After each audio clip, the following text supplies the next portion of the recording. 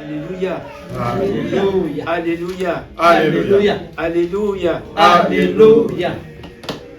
Nous avons déjà appris une chose dans l'Église céleste, c'est qu'on doit être unis pour que les choses avancent.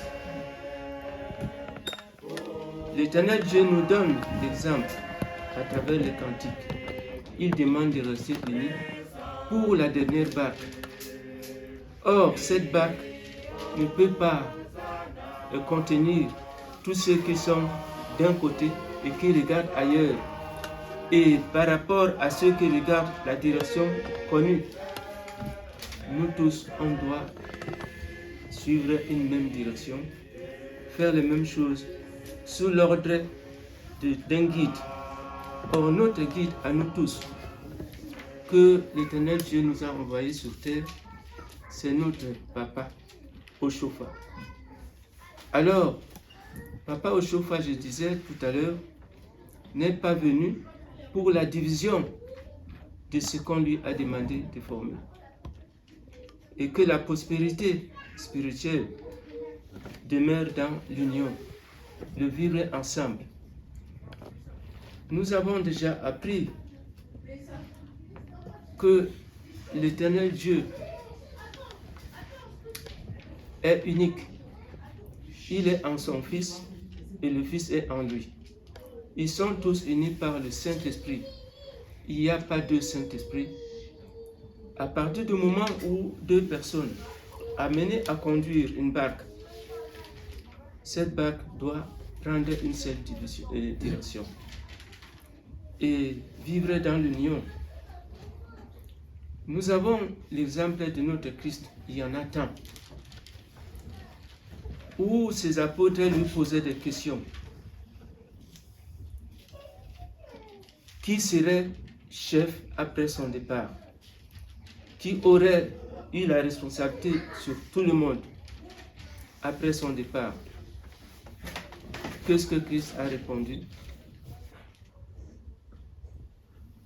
C'est lui qui... Pardon de te couper.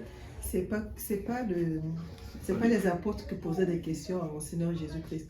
C'est les apôtres qui discutaient entre eux, qui se disaient que c'est moi qui va être, puisque c'est nous qui l'a appelé en premier, c'est nous qui allons être le premier. Et c'est après le Seigneur qui leur avait posé la question, mais de quoi discutiez-vous en chemin? Et là, personne ne répondait. Ils étaient tous, parce qu'ils savaient de quoi ils avaient discuté en chemin. Hein? Donc là, ils étaient tous, ils n'ont pas pu donner la réponse au Seigneur. Et c'est à partir de là, je crois qu'il avait pris un petit enfant, il avait mis au devant de lui. C'est celui qui veut être chef, il faut qu'il soit comme cet enfant. C'est vrai. Nous vient seulement que nous n'oublions pas que Christ suivait leur conversation où ils sont. Donc en parlant, ils savaient qu'ils écoutaient. Donc, cette question qui a été posée, c'est vrai, de la même manière, tu as résumé les choses comme cela devrait être. Alors, il a dit, celui qui veut être chef doit être au service des autres. Donc, on ne peut pas être plusieurs chefs, il n'y en a qu'un seul, afin qu'il y ait l'union.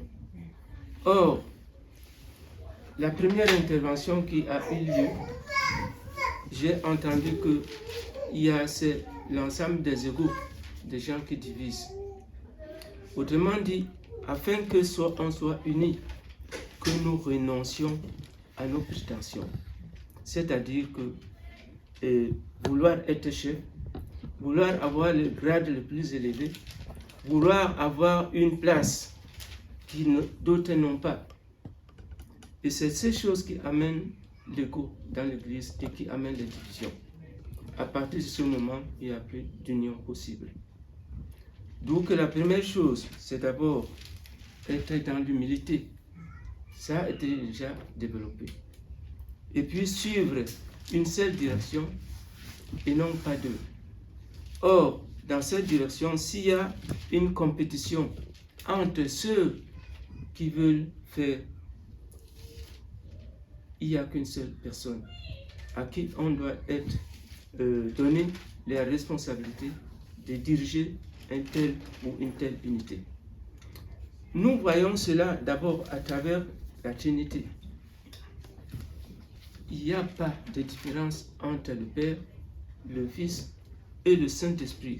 C'est déjà un exemple universel que l'Éternel nous montre en étant une seule personne.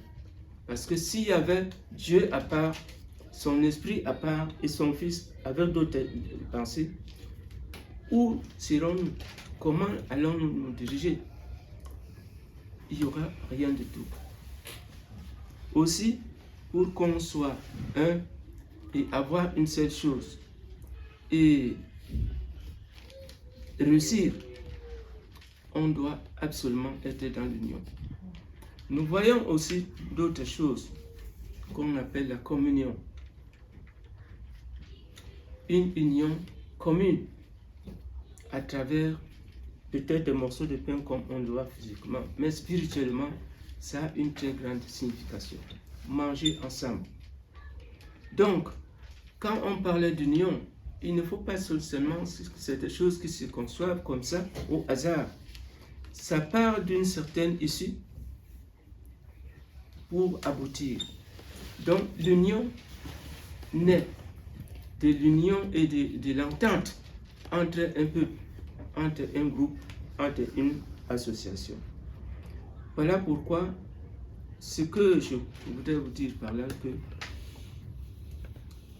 pour hériter du royaume des cieux, puisque lorsqu'on parlait d'union dans l'Église céleste, on ne peut pas ignorer ce fondamentaux. Aussi, afin que chacun puisse espérer à aboutir où Christ veut qu'on arrive, il faut absolument faire fi de tous les égaux, d'abandonner nos mauvaises manières, de suivre la parole commune